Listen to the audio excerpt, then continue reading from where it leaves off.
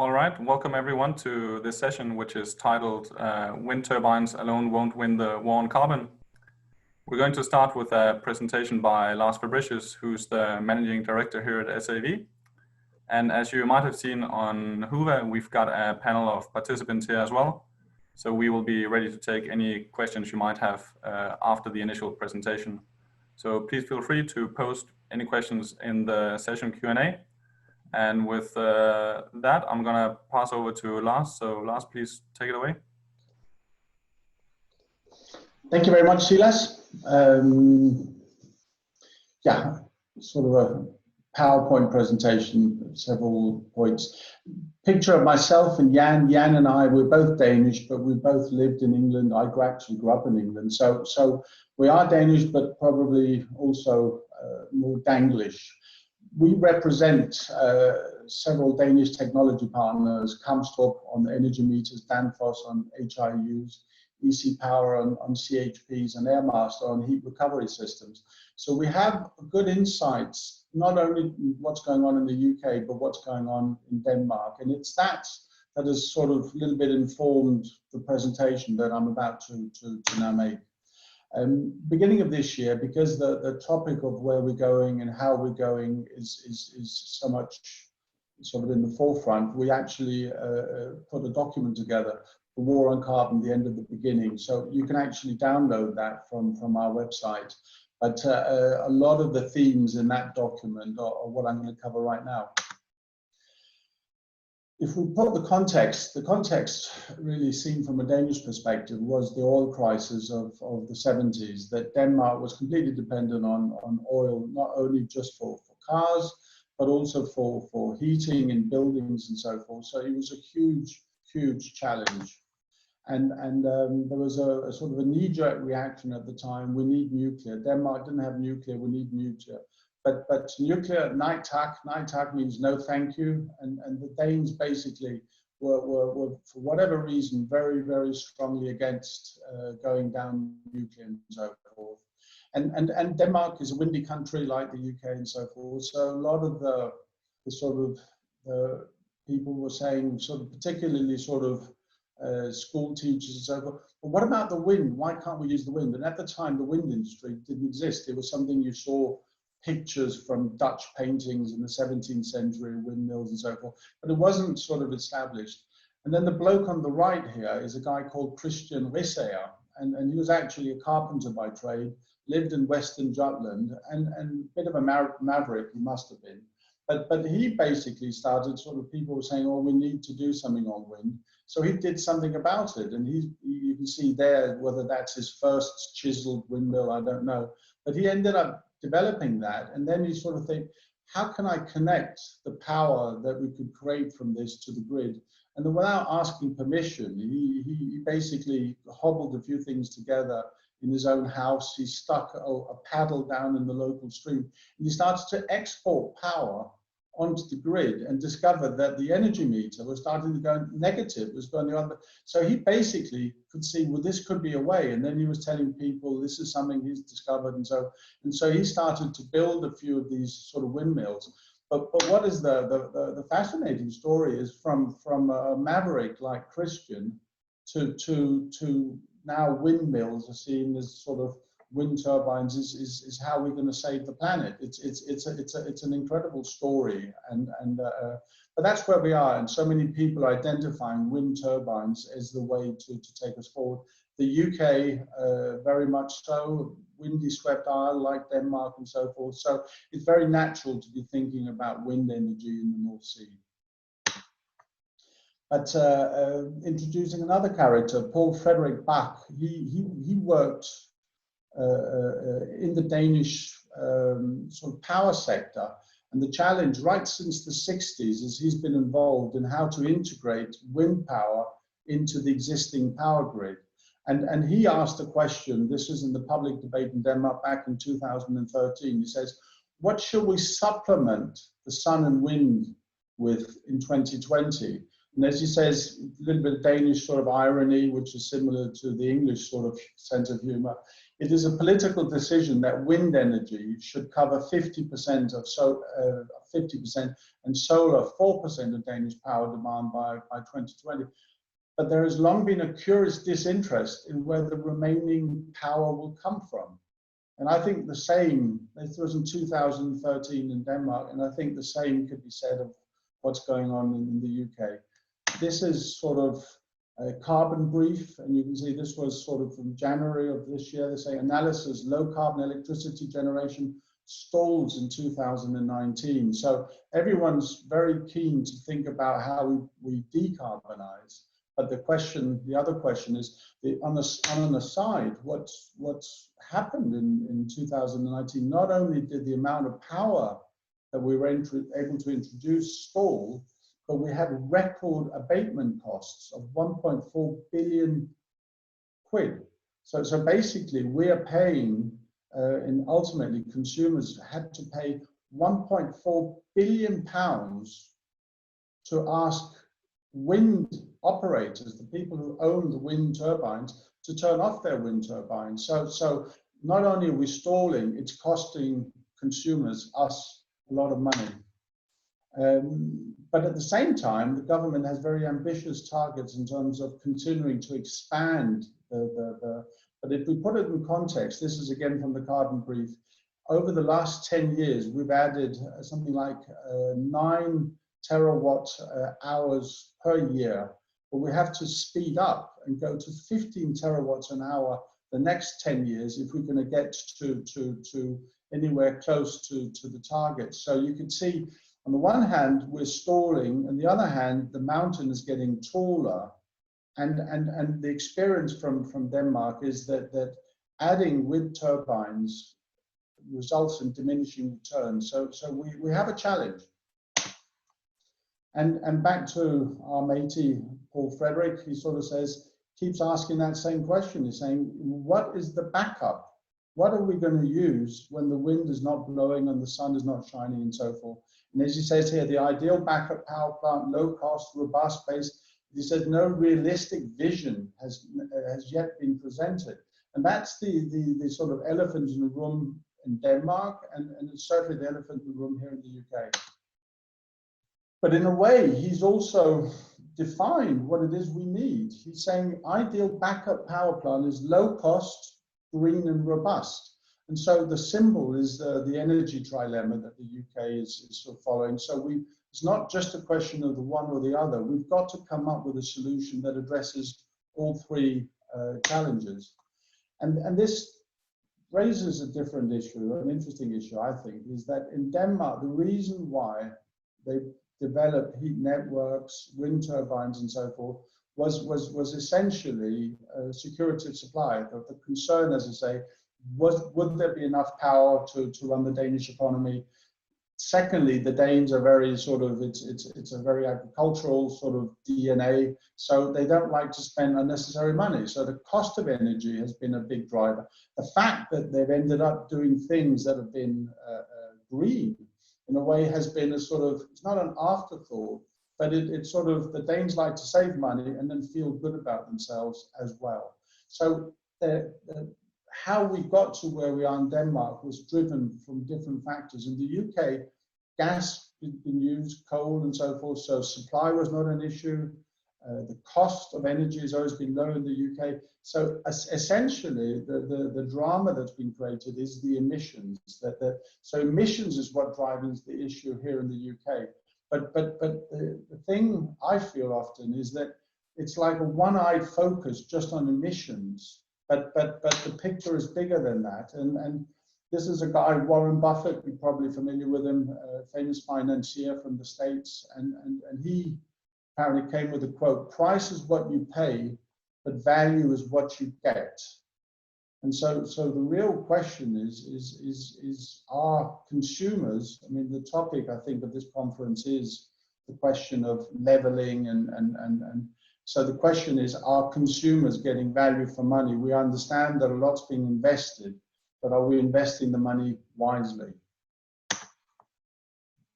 And back to Paul Frederick, as he says, one of the things that's been argued by many people is, yeah, the more more renewables we have available, wholesale prices will fall, and that will benefit consumers. We've certainly seen wholesale prices fall. They've actually crashed, but that's not trickled onto the consumers. And the question is, why has it not gone onto the consumers? And I think the reason is that there isn't a pot of gold, and the reason why that is that we have a very wasteful situation. What we're doing is we're developing a non-dispatchable wind solar capacity, but we've also had to retain our existing dispatchable. So dispatchable power basically means, are we able to generate power, dispatch it, like we send it to consumers if everything else falls by the wayside? So what we're doing is we're running two infrastructures. So we've got the capital cost of a wind industry, and we're having to continue with our own existing power sector. So you can sort of say, well, we're underusing both. The Economist, they sort of a little bit tongue-in-cheek originally, but it's actually become used quite extensively.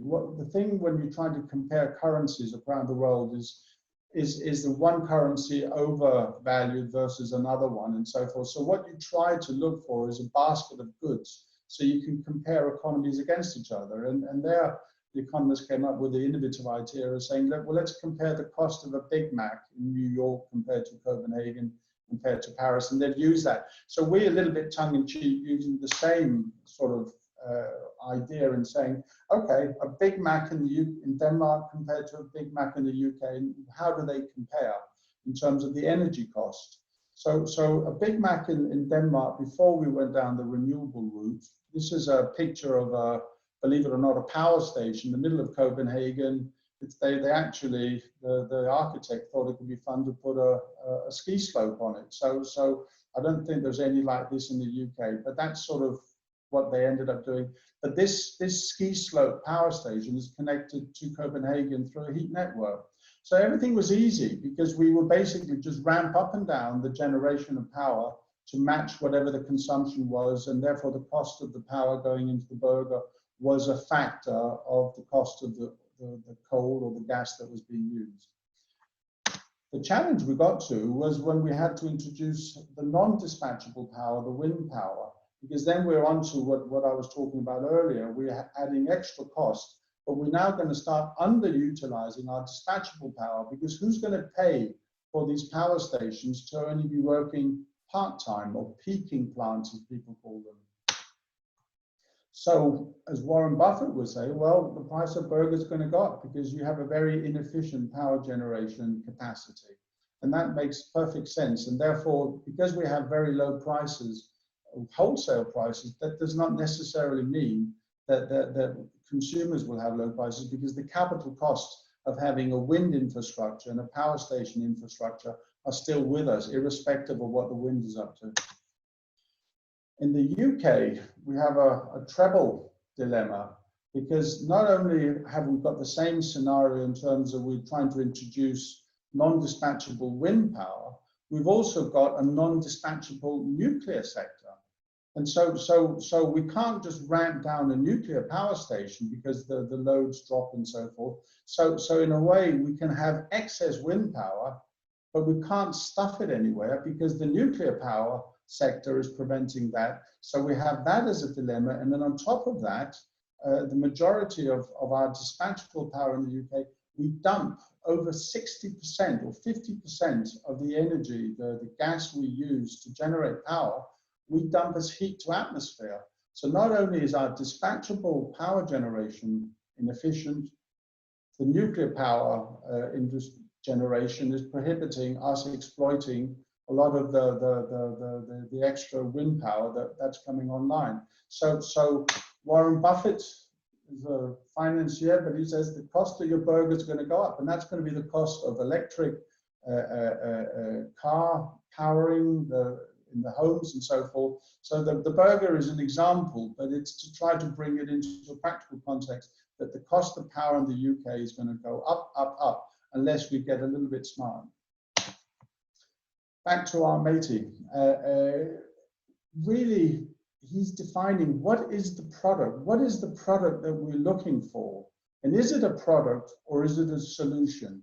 And this takes us to, because this is really, no one's worried about the wind turbines, the technology. That's all in hand. We all understand how we can build them, we can install them off sea and so forth. The real challenge has moved. It's moved to something more complex, but it's the infrastructure that allows us to move forward. And here, I visited recently a company called Green Lab, who are really challenging these issues and so forth. Green Lab was established in the northern, again, Jutland, western part of Jutland, and it was the municipality that's established it. And the challenge they had is it's a depressed area, not a lot of jobs, young people are leaving and so forth. So they're thinking, the one thing we've got is we've got a space. Can we start to create opportunities that basically would keep young people? And I think this could be a lesson for many parts of the UK, what they're trying to do. And I think I'll introduce a video. It's only a 2-minute video, but I think it sets the scene in terms of the challenge that I'm trying to communicate.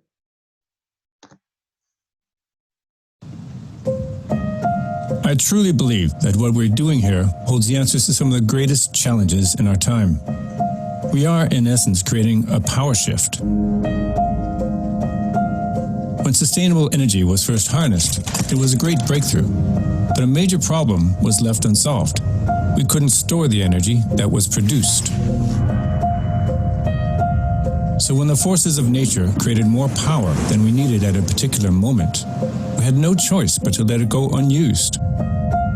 What a waste. Until recently, we had learned to live with that waste, but not anymore. At Green Lab, we take the power from the wind and the sun and turn it into electrofuels, heat, and other green products. This power shift enables us to store green energy. Some of it is used for shipping or heavy transport, which today rely on fossil fuels. But we also use the energy to provide power, heat, and fuel to the green factories located in our business park. Here, businesses share their excess resources with each other, like heat or biomass. We call that symbiosis net, and it's quite unique. It means we enable green, sustainable, CO2-friendly production of pretty much anything. Now imagine that we duplicate and export that concept with everything it includes, from the technology know-how to the cloud solution that keeps everything running. We see it as both a solution and a business opportunity. Imagine transportation and shipping entirely powered by green energy. Imagine local communities suddenly able to power industrial business parks with sun and wind. Imagine a world finally independent of fossil fuels. Let's create a power shift.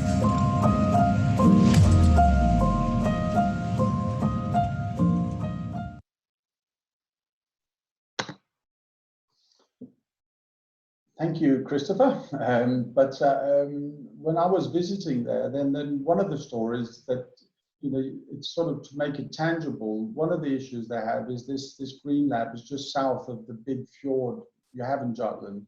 And that's always been famous for seafood, sort of mussels and so forth. But they have an invasive species of starfish that's actually decimating the population of mussels. So they have a big problem. But what was interesting is that a company had been created called Danish Marine Protein. But instead of having that company being located closer to the fjord, they've located the business in the Green Lab industrial park. And what they do is they basically have now paid the fishermen to also harvest the starfish. They then chop the starfish into very small components and so forth, and then they dry the starfish. But they dry the starfish with waste heat from some of the other industrial processes. And then they'll end up with basically a powder protein, which they use as a fertilizer. So you can really see that they're basically using waste heat to create value. And it's an example of what's going on, but it's it's, I think, very much says a lot about where we're going. Waste not, want not. I did a presentation many years ago on the topic of waste not, want not. I discovered when I was sort of studying that waste not, want not was apparently originally a Yorkshire saying, and it makes so much sense. You know, London with gilded streets and so forth, there's probably more waste more and use less. But that was very much. But the message in the story of waste not, want not is probably never been more prevalent, because our society is so wasteful of energy while we're trying to find a better way of doing things. And heat networks, the reason why heat networks in Denmark, I think they have 400 heat networks. Heat networks are just a smart way of exploiting waste heat. So heat networks, waste heat, waste not heat networks, it all stitches together. And here you could see the way that people are trying to understand it all. If we look at the top left-hand corner, the source, we have energy sources. We then, on the right-hand side, we need to store energy.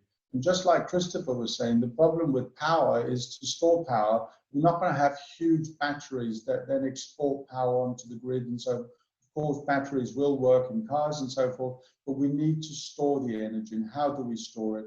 But therefore, we need conversion technologies. And ultimately, we connect into the end users. But if you look how much a heat network can exploit, you can see here we have the top left-hand corner, large-scale solar heating into a heat network, geothermal heat into a heat network, waste to energy, biomass, gas CHP, large-scale heat pump, electric boilers, absorption heat pumps, synthetic gases, that is the sort of the holy grail of converting all this power into something usable. It is actually not to get rid of gas, but actually to create synthetic, to decarbonize our gas grid.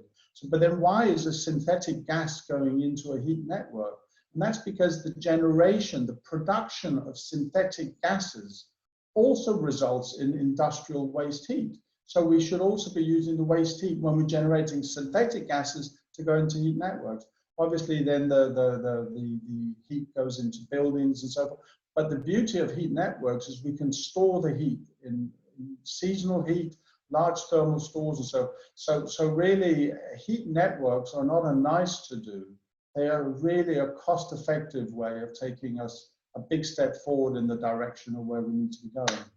And to give you sort of, again, examples, as I said, in Denmark, they've got 400 solar heat networks. This is Ringkøbing. So this is where they started to build. This is where Vestas, the wind turbine manufacturers, originally started. So very windy and so forth, but a big district heating plant.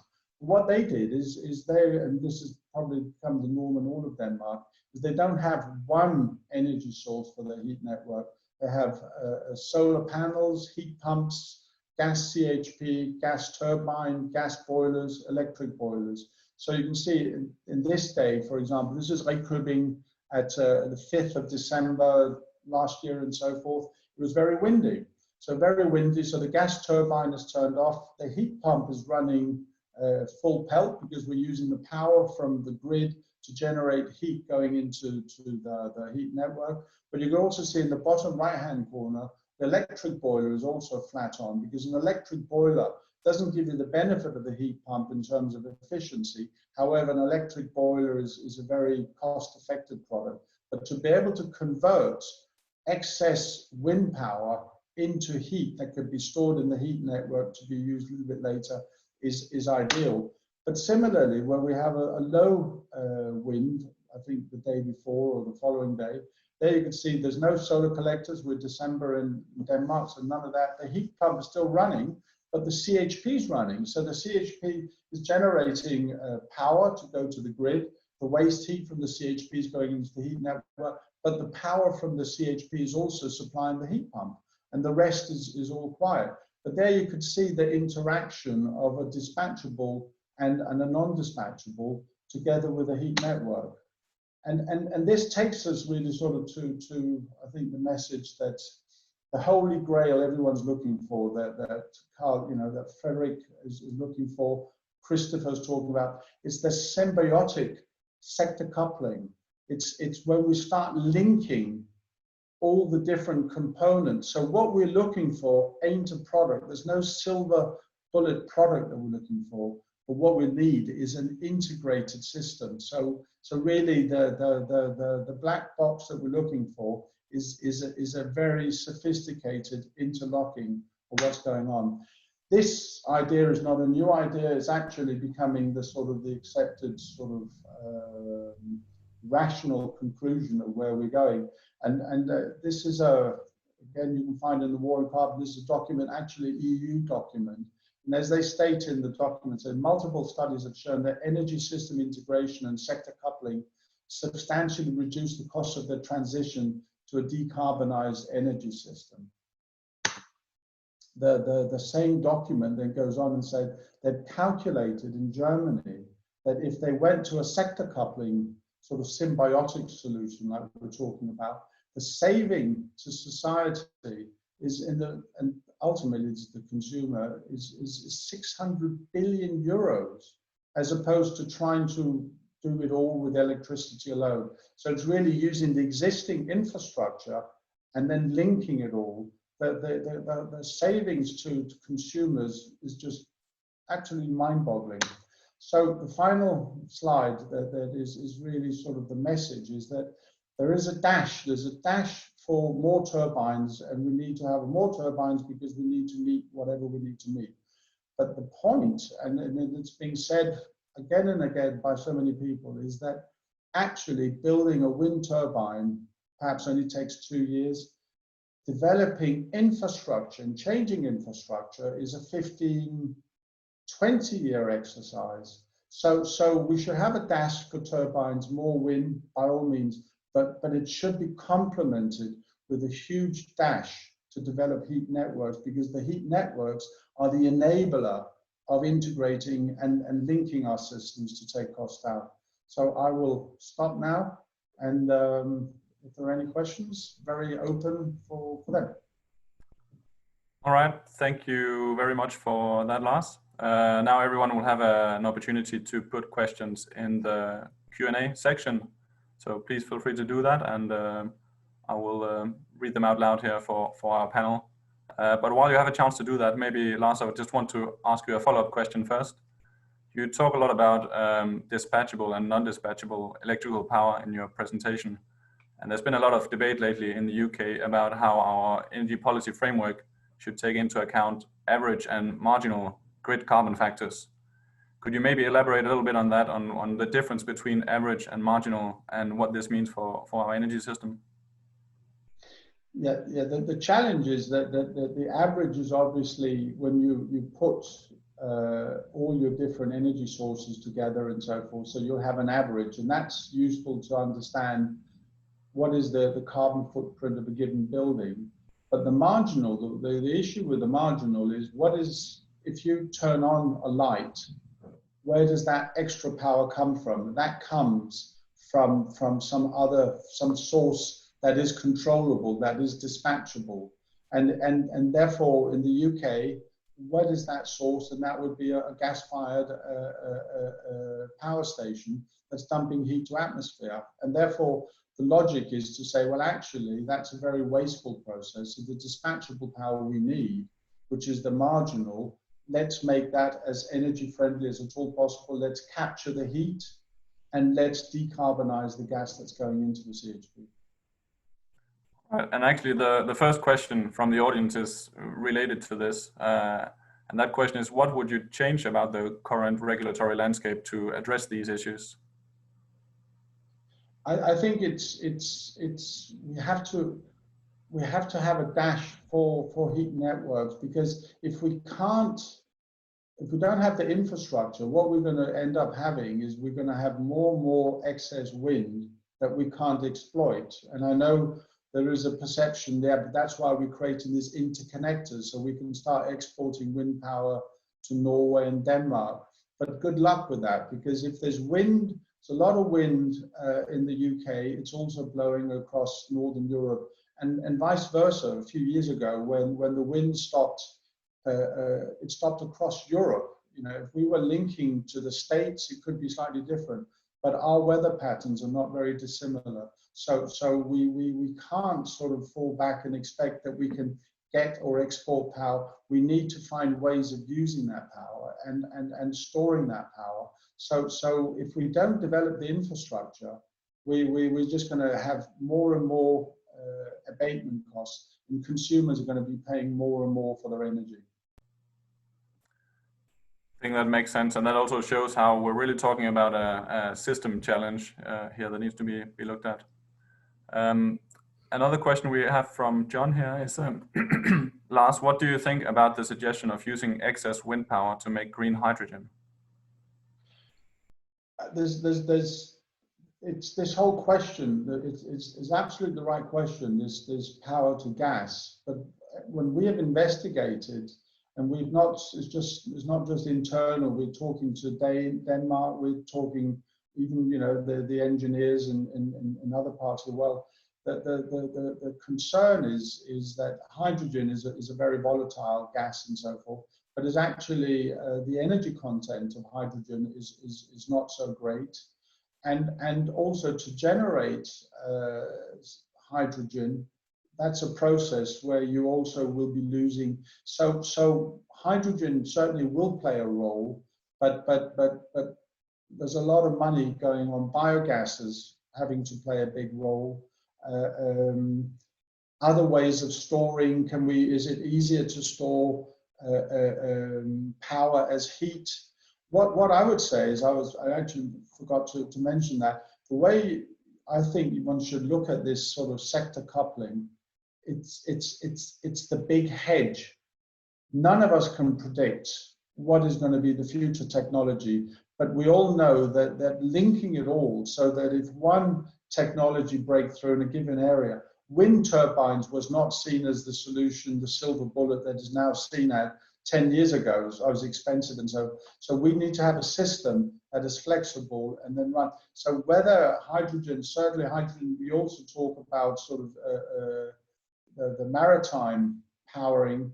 There they talk more about ammonia, and ammonia is easier to create because using the nitrogen in the air and so forth. But again, connecting it to heat networks because of the waste heat in that process. So hydrogen, but synthetic gases, I think without a doubt, has a huge role to play. Hydrogen, you can introduce a certain amount into the existing gas grid, but the notion that we're going to somehow dig up our whole existing gas network and then start afresh, I think is unless you go to heat networks, and then you do have more specialized gases going into heat network energy centers, and that's certainly also part of the mix. There's no doubt about that. I think maybe building up for that, I'll open up a little bit to our panel. My colleague Beate, she's been working for many years on design and these different planning options. So when we talk about gas and electricity, quite often it seems the debate becomes a bit either or. So at the moment, the question many times is, are we going to use heat pumps or are we going to use CHP? So Beate, I'd like to ask you if you see this as a simple choice of either or. Yes, you're very correct saying that at the moment, as we are expecting, new change in a Part L and building regulations, that people get attached to the lower carbon factor, the average carbon factor for grid electricity. And I think it brings the false question, is it heat pump or CHP? Because I don't think that's a correctly stated question. We still both, we need to embrace heat pumps, but we still need gas CHP. At the moment, natural gas, later on, possibly other gases. But I will add to this even more. We need gas boilers, we need electric boilers, we need the solar panels, biomass boiler, whatever is the local solution. So I would like in the UK, the central plant rooms for heat networks, either communal heating or district heating, to look like the example we've seen from Denmark, from Ringkøbing, that we have a mix of different plants, technologies in a plant room, and we respond to market signals, because only then we can have truly low carbon heat from that heat network. Because it's, thinking that every heat pump has electricity from wind turbine every single hour of the year is a bit of idealistic. We're very, very long way, or possibly never can achieve that. We have to remember that, there are days there is no much wind, no much sun, and where this electricity comes from for that heat pump. And unfortunately, as Lars was saying, in the UK, this is a gas power stations which are dumping heat into atmosphere, and the carbon of that electricity is more than half kilo. So that is something we need to keep in mind. And then gas CHP on site will be much lower carbon than electricity from the gas power station for that heat pump. So that one thing is the mix of technologies in a plant room gives us really true low carbon heat, because that's the main reason we're developing heat networks. But the other thing, I think one of the main messages from that presentation that heat networks offer more is that flexibility. That is not just that low carbon heat, but heat networks with different heat sources and with the big heat storage, they can be flexible partner for this no dispatchable power from the wind turbines. So we can utilize the surplus of electricity on the windy days because we switch on heat pumps, we switch electric boilers, we put this heat in a storage, and we can easily utilize it later on. Or on the days there is no much of renewables on the grid, we switch on local generation from the gas CHP or from other heat sources as well, rather than using grid electricity.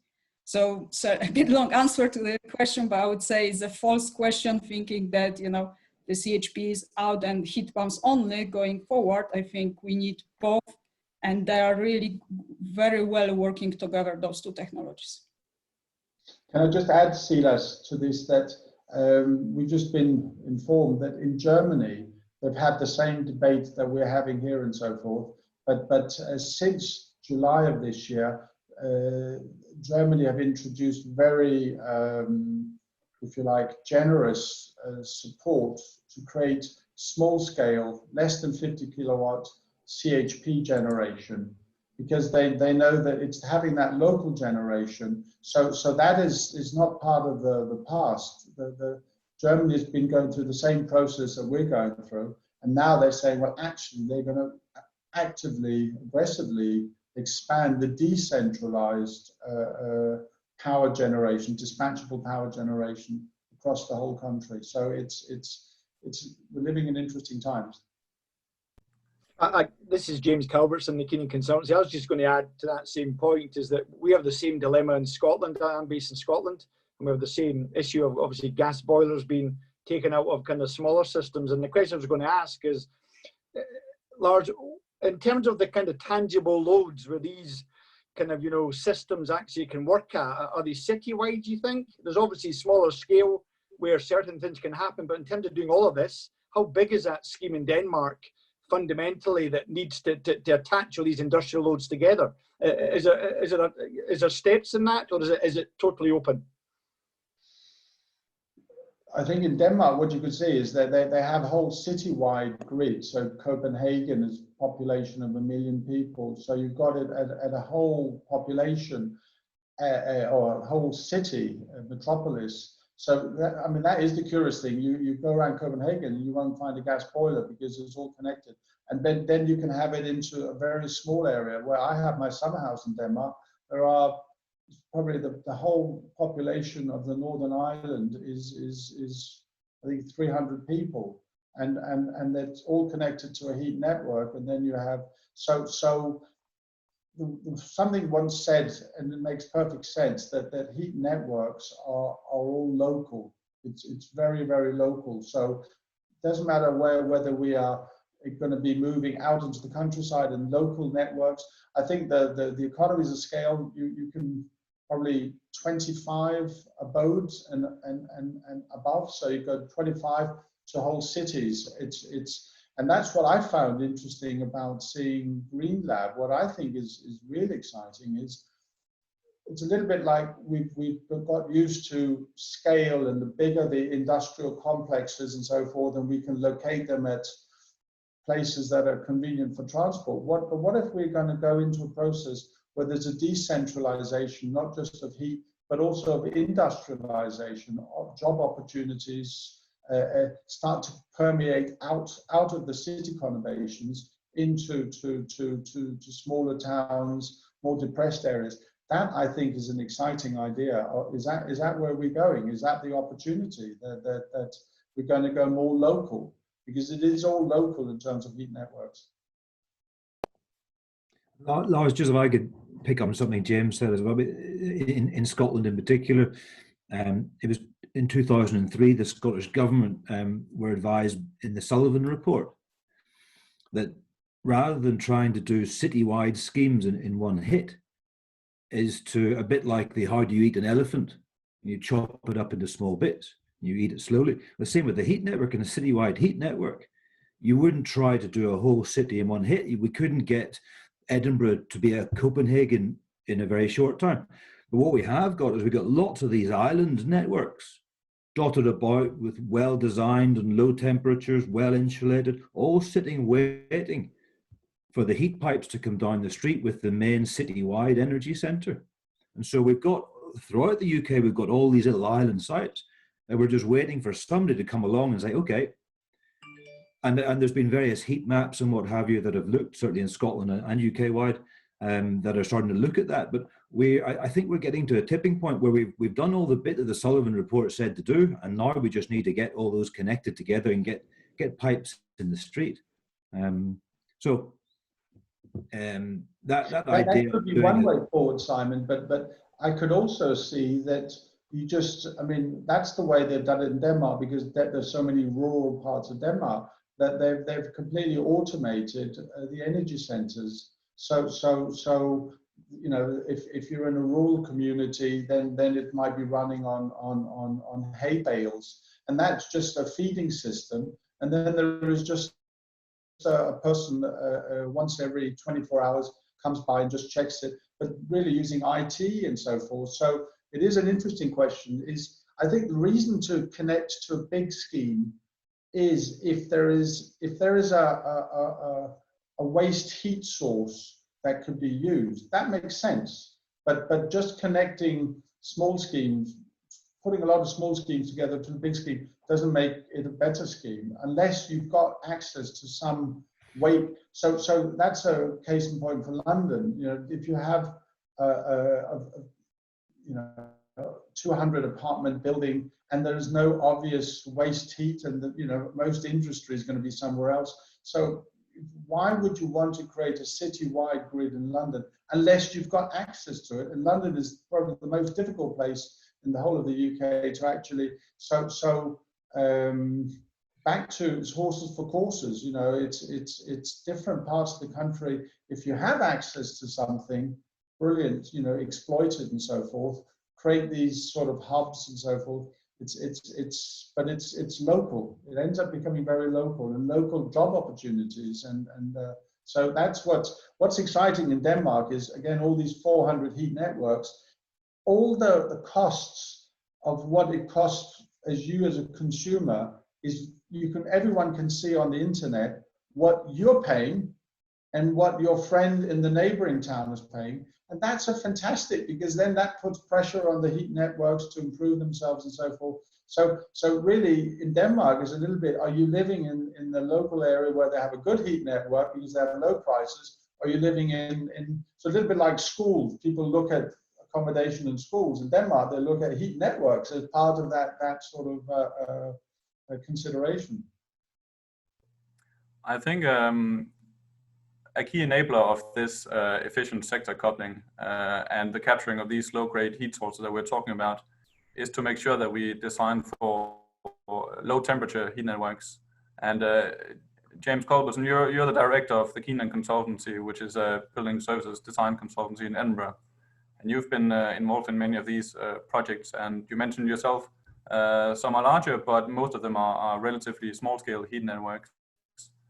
In your experience, what have been some of the key challenges in trying to do these low-temperature networks? It's almost a sea change to people are used to doing it. It's unfortunately always money. Money is one of the biggest things, but I guess that's an issue for everything we do. But it's a sea change in understanding of temperatures and deliveries, which is commonplace in Europe. We've always had cheap energy. The cost of energy has not really hit the man in the street. And fundamentally, I think that's what's going to happen going forward. It's going to go up and up and up. And we need to come up with some sort of solution to deal with that, including obviously the CO2, but certainly just changing people's thoughts. I know the Danish kind of narrative is very much, a kind of a combined approach to these things, and that everybody's in the party together. where the UK are still very much, I'm on my own, it's my own castle, and I don't really want to know what the person down the road is doing, because, you know, I don't want them to know what I'm doing. So it's that big change to make people understand, is that just because you're part of something doesn't mean it's bad. It's almost like a communist view, and we need to be kind of capitalist or kind of, you know, appropriately kind of liberal in that. So I think it's certainly it's an engineering change and things, but fundamentally, we've delivered lots of schemes now. We monitor them, and you know, the proof's in the pudding. The costs that people are paying are very, very, very good and comparative with what they get from a standard operation. So this is all going to make this better, because, as I say, the electricity cost is going up. The government wants to stop gas, and we have to find a stop before we're going to have lots of white elephant electric systems. We need to include it. It needs to be inclusive, and as everybody said, look at various options. And to be fair, the system designs we've done allows that to be adapted very, very easily. And if we're able to, another issue, but drop the temperature of hot water in the UK, we could even go lower on these flow and return temperatures. But that's possibly a different topic. Maybe I'll ask Simon to chip in on this one, because you've also been working on these networks for decades now. Do you see progress happening, or over the last 5 years, have we moved as an industry, and where are we going? Yeah, no, there has been. I mean, you just got to look at the specifications that are out there now, and 70-40 has very quickly become the norm. For heat networks, we still see the odd bad design up at the old high temperatures, but the drive to get to 70-40 and now the drive to get lower to 60-30 to make more use of heat pumps is starting to filter through. So it has been a learning curve, I think, traditionally for the whole market, but for your for the building services consultancy market, it's a very difficult, it has been a difficult transition away from, say, 80-60. I mean, you don't have to go back too far to remember it was 82-71. 82-71 was to prevent condensing into oil-fired boilers. That's where 71 came from. 80-60 was then brought in because condensing boilers were brought in. And then, well, we need to get a little bit lower. But 60 was all they were prepared to go to. Condensing boilers don't condense at 60. It was mindless, but you saw condensing boilers and specifications 80-60 for 10 years. Nobody batted an eyelid because energy was so cheap. So we're now getting to a stage where it is becoming serious, and we do have to get the design temperatures right. Otherwise, the technologies won't work, and the poor consumer is the one that's going to have to pay the high bills. So 70-40 has been pretty much widely adopted, and now we're pushing 60-30 to get heat pumps to work at their most optimum temperatures. And there is progress in that. So yeah, I'm not going to be pessimistic about this. It's been a long road, but definitely seeing signs of improvement in our industry towards this utopia of low grade heat sources and low grade heat design. Not to sort of put a cold shower on that, but what you call it, my challenge is that Lars was talking about regulation. I've just been in a different session, and there was a question asked, you know, what would you have to change to enable this to happen? And there, the regulation is driving this, what you call it, or our new guides to how we should be designing is driving this. We are seeing the fastest growth of heat networks in sort of northern cities, but it's also where we're losing massively, but to pure electric, because we are now running on new numbers, and therefore we go off and do electric. And then if we are sitting here talking about, you know, symbiotic and integration of different energy sources, imagine somebody's being put back on electric. So they can then just live with, you know, the prices go up because, you know, we're having to invest in a different infrastructure. So, you know, if I was asked the question, what needs changing, we need to look very carefully at the regulation going in to enable, you know, a symbiotic type approach going forward. So this might be a silly question, but just to summarize, maybe what is the problem with direct electric heating? Why is it happening today, and how should that change? Well, I mean, money is the you can't blame them, but the developer is and their willingness to or their need to build as cheaply as possible to increase as much profit as possible. That's just the nature of the beast. That's not a bad thing, but legislation is allowing them to put in direct. If we go down the way the Part L is going and Section 6 in Scotland, and we put a carbon figure on direct electric heat that is equivalent to the average grid carbon figure, then all the developer has to do to meet the carbon reduction assessments, the SAP assessment, is to put in a direct electric heat. And all of a sudden, they've got very, very cheap install. There's no pipes in the ground. Billing is not an issue because it just is off the grid. But the poor consumer is now going to be paying through the absolute nose for their kit. So legislation has got to stop, has got to put something in place to say that direct electric heating is no. Otherwise, developers, quite rightly, it's not their concern saving, you know, the residents kind of high bills. They will put in the easiest option for them, and that would be direct electric heating. So the legislation has got to prevent that. The one thing I would add to that is there's a lot of the funding models that we are seeing, and there's hundreds of thousands of properties hopefully when they get built, is private rental. And private rental are backed by a lot of pension funds, a lot of hedge funds, and a lot of big groups. And that is one good thing, in that they still have an OPEX and a CAPEX concern, and they need a balance on both. And we are being asked that exact question almost on a daily basis at the moment by a number of clients, is what is the magic wand? And there is no magic wand at the moment. But what we're talking about in this presentation of sector coupling, I think is if we can use that theory as a thought process going forward, then it means that it's interchangeable. So something that might be great for the next 2 or 3 years, we can then change it. We can change it to something else. If we design, as we've all said, low temperatures, then it makes it all possible. And then maybe there is a magic wand that somebody invents, you know, it's happened, you know, and comes along and does it all. It'll be a hydrogen fuel cell that's safe, who knows? But fundamentally, flexibility is so important. But the hope that a lot of schemes we're seeing, PRS, private rental, has meant they have a concern for both. But as Simon says, the typical builder, unfortunately, if he has the right in Section 6 in Scotland, Part L in England, doesn't stop that, then it will continue, and it will be the next white elephant in 10 years' time. All right, we do have time for just a few more questions before we close. So if you have any further questions, then please put them in the Q&A section. That's what we are following to raise them to the panel. There was one question from Andy, which I'll just read out loud, which was, where is the curtailed renewable energy coming from to make this viable? In 2017, the UK curtailed 1.4 terawatt hours. In the same period, we used 86.6 terawatt hours of gas. In practice, we don't curtail a meaningful amount. And I think there was actually a nice answer already in the Q&A section by Tom Norton, who said that renewable electricity generation was 29% in 2017.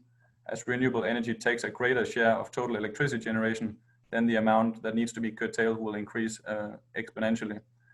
And I think the case study you showed, Lars, from Ringkøbing is a good example of what you do when you have these big peaks of wind production, but also what happens when you don't have that wind available. So I don't know, Lars, if you've got any additional comments on that. No, but it is. But you could just see it. I mean, you know, a lot of the where do they put a lot of the wind turbines? They put it sort of north of Scotland because there's a lot of wind. But if you had a large number of big heat networks in Scotland and all the hospitals and all of that, and they had large-scale heat pumps, electric boilers, then although those peaks where we have too much power could then be used in a very rational way into the cities and so forth. So there's a tremendous opportunity to exploit it, but it does require, like we're talking about, it won't happen by itself, that there needs to be real seriousness in terms of expanding the whole infrastructure. But that's less sexy than building, you know, wind turbines and coming up with numbers. But we are, I would say the abatement costs are an indication that there's a train crash is beginning, and so there needs to be a step change. I think we're in a new brave world where a lot has to happen simultaneously, but it's going to take a lot of time to develop that infrastructure. But you don't always get the sense that it's just around the corner. That as I said, the only people to worry about if you're building a wind turbine off the coast is perhaps the seals, and they don't vote. But to actually create big infrastructures and transform the whole grid, that's a huge undertaking. But we have to undertake it, or where will we end? We're just going to end with just very, very expensive energy. And then you sort of say, is this, are we going to be doing our lot to save the planet? Is this good, or other countries are going to then use the gas in the UK?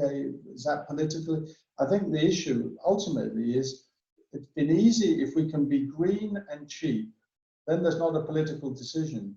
But if you ask a man in the street, how much are you willing to pay to extra in your bill? And if it's between money in my pocket and fuel poverty versus something longer term, potentially, that becomes a very difficult political question. And that's really what's going on at the moment, that electric heating is seen as being very green, but it's going to cost the consumers a huge amount of money.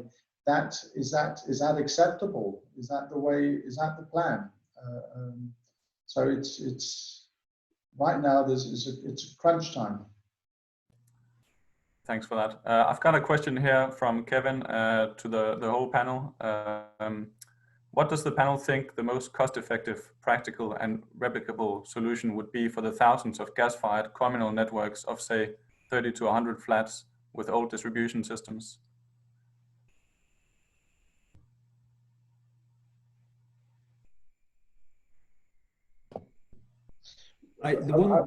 Sorry, Lars.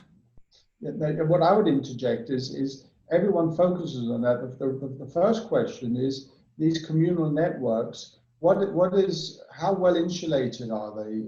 Do they have a big heat load? Because the cheapest way of actually doing something is waste not, want not, is to actually reduce the heat loads. So doing things on the infrastructure, if the buildings themselves are poorly insulated, so it's just a common sense. Let's reduce as much as we can. So then we need much less, and I think that's what we can see. It's that the pipe sizing going into apartments, the dimensioning of distribution works, but we've got to start by minimizing the consumption, and that's waste not, want not. That's the first obvious step.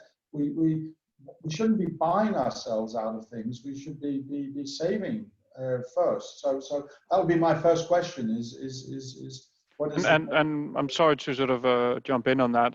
We sort of work quite directly with a professor in district heating in Denmark, and he's done many presentations in the UK. And it always starts out, go for the low-hanging fruits. Mm-hmm. So instead of worrying about, what are we going to do about these high temperature buildings, is, what are we going to do about reducing the consumption? Go for insulation. Don't go for some sexy piece of software that can do something. Do the basics. And that is where, a lot of people, we've heard enough about Scandinavia and Denmark, but there's no coincidence that potentially one of the world's largest insulation companies is in Denmark, Rockwool. Double glazing, Velux.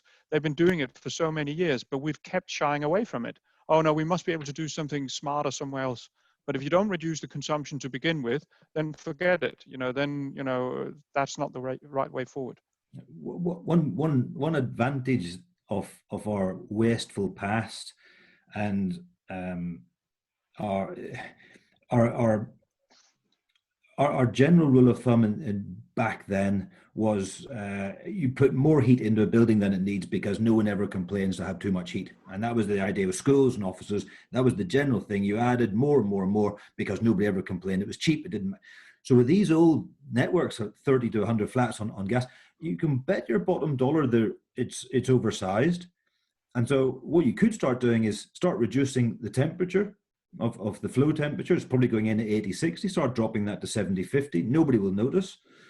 And then you can start, once you know what temperature you can get down to and you've done all those, then you can start possibly putting in a heat pump if you can get the temperature down low enough to work with a gas boiler, possibly with a gas CHP, and then start slowly but surely getting the gas out of the building. Gas CHP with the heat pump makes a lot of sense, keep the cost down.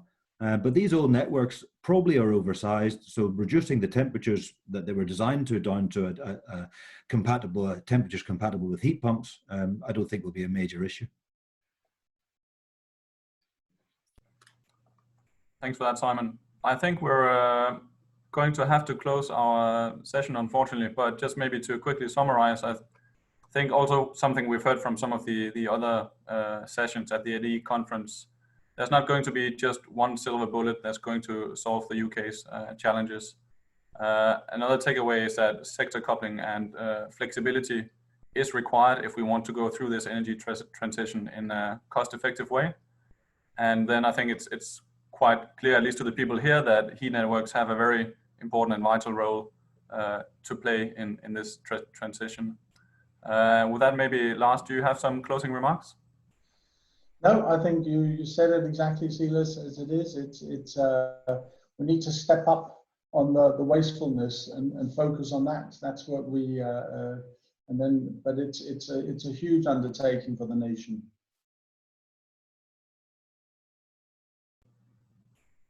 All right, thank you everyone for tuning in, and we look forward to continuing the discussions elsewhere.